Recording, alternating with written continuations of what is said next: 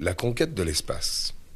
La conquête de l'espace, presque j'ai la même attitude de celle que je viens de manifester à propos du cinéma, car j'ai toujours dit et répété qu'il n'y a rien à gratter à la Lune, absolument rien à gratter dans la Lune. Mais ce qui est certain, c'est que tous les gens qui continuent à mourir et à crever, c'est à cause et uniquement la faute de M. Jules Verne. Ça, c'est certain. Parce qu'il a embarqué l'humanité dans tous ces enfantillages de conquérir l'espace.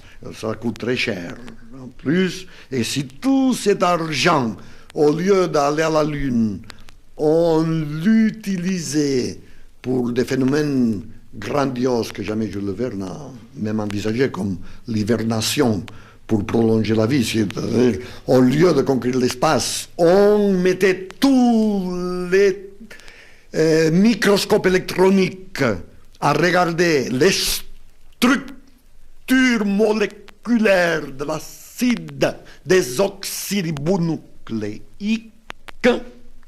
Il se peut que déjà aucun de nous serait capable de mourir. Maintenant, tout le monde continue à mourir comme des vrais crétins à cause de Jules Verne. Chaque fois qu'un homme mort, c'est la faute exclusive de Jules Verne, que c'est le plus grand représentatif de ce que j'appelle les crétins mous.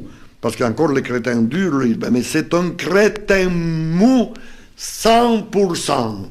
Maintenant, évidemment, une chose me ravit dans la conquête de l'espace, c'est que grâce à cette fameuse conquête de l'espace, on est obligé, les astronautes seront obligés de boire leur propre pipi, parce qu'ils font une espèce de transformation dans laquelle le cercle vicieux, plus ou moins vicieux, puisque quand même si on voit son propre pipi, et d'ailleurs ils vont manger leur propre excrément, alors il faut faire bien attention pour la question des incestes, qu'il n'y ait pas d'inceste, il faut que ce soit des pipis, enfin ça on arrangera. Mais en tout cas, ce qui est merveilleux, que dans cette sublime, soi-disant, conquête sidérale, les êtres humains sont forcés de voir leur pipi et de manger leur propre merde.